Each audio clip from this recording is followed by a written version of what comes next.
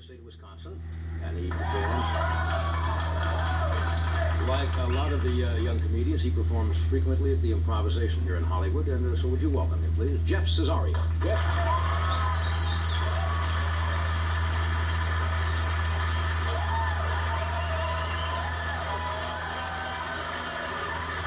Thank you very much. My name is Jeff Cesario. I am originally from Wisconsin. A couple other escapees here tonight. That's right. I've been out here 4 years in California. I've yet to go to the beach. Too many blonde people at the beach in California.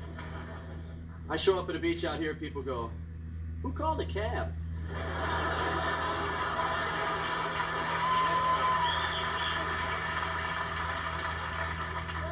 I prefer my sports indoors. I watch sports on TV. My favorite's probably basketball on TV.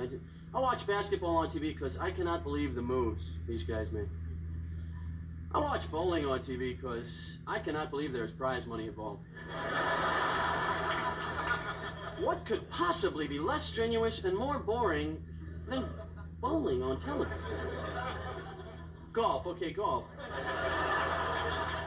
I'll confess, being from Wisconsin, I'll watch golf on TV, you know, just to see really good weather.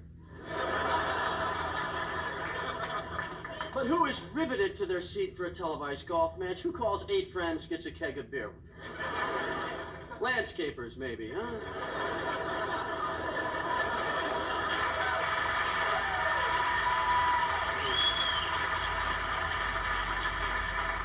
Some sports I cannot watch on TV. They're just too hard for me. Tennis is one of them. I like to play, but tennis is hard to watch. There's too many arguments in tennis. They're always arguing whether the ball is in or out. Why don't they just make the out of bounds out of Velcro?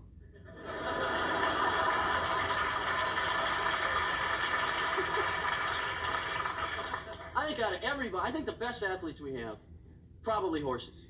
You ever seen a horse run a race live and in person? Beautiful animal. Although they have the best incentive to win a race. You're a horse, you win the Kentucky Derby, where do they send you? Stud farm.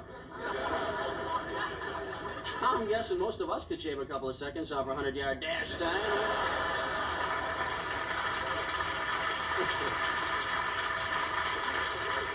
It would have helped me in high school.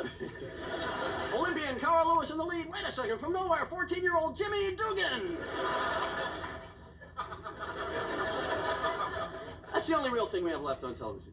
Sports. Everything else to me is completely out of control. But people will believe it if they see it on TV. This is amazing. There was a special on the other night on the Bermuda Triangle. And my friends believed it. People disappear without a trace in the Bermuda Triangle. Yeah, these people who disappear, you know where they are? Bermuda. Who always disappears? It's always some poor guy with 6 kids in college, a huge mortgage, and a dead-end job. Oh, he disappeared in the Bermuda Triangle.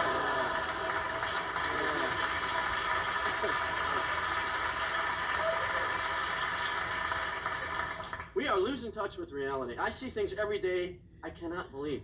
I went shopping for a watch. I go to a jewelry store. The guy shows me a Rolex watch for $14,000. I told him, as far as I'm concerned, if you got 14 grand to blow on a watch, you can afford to be late, okay?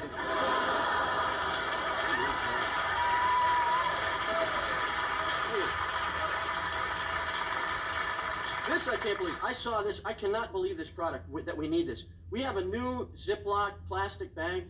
You seen this? Where one side of the Ziploc is yellow, the other side's blue, so when you zip it together, you know it's sealed because it turns green. Oh man, if you don't know a baggie's closed, you don't deserve to eat fresh food, okay? You should be in the bag, you're the vegetable bag.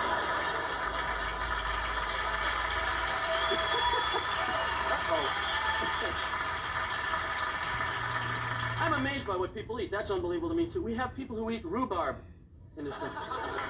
This is a weed, we're making pie out of it. People always say it tastes great if you add enough sugar. I got news for you. Anything tastes great if you add enough sugar. Leaves taste great if you add enough sugar. You just make leaf pie, just rake and bake. We don't need that.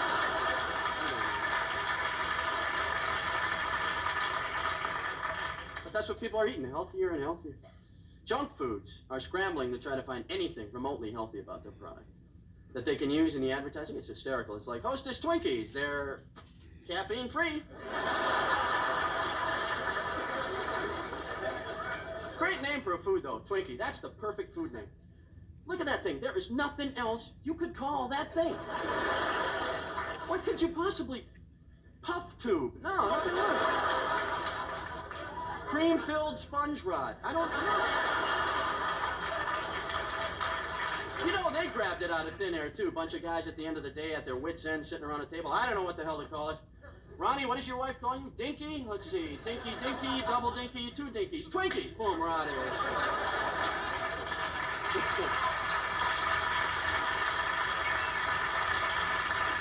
I do love to eat, though. Eating is just, that's my favorite thing. The worst meal I ever had, airplane. On an airplane. You ever eaten on an airplane? Oh. And on an airplane, they always put your silverware in this hermetically sealed, sanitized bag.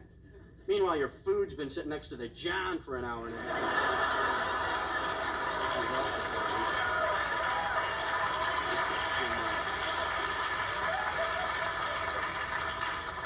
I think my least favorite food that I can remember is probably, stems from when I was a kid. Whenever we would go get ice cream cones, my mom would never let me buy that good-tasting, pointy sugar cone.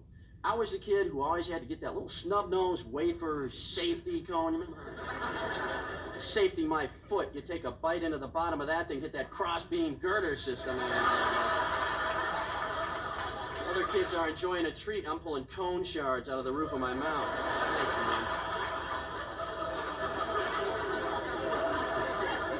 But we will eat anything. The food that proves it, potato skins. There's no food nowadays. 5 years ago, we called them table scraps. This is the equivalent of eating sausage casings. All I can figure out is it makes waiting tables a little easier for a waiter. It's like, are you done with that, sir? Okay. There you go, sir. Thank you.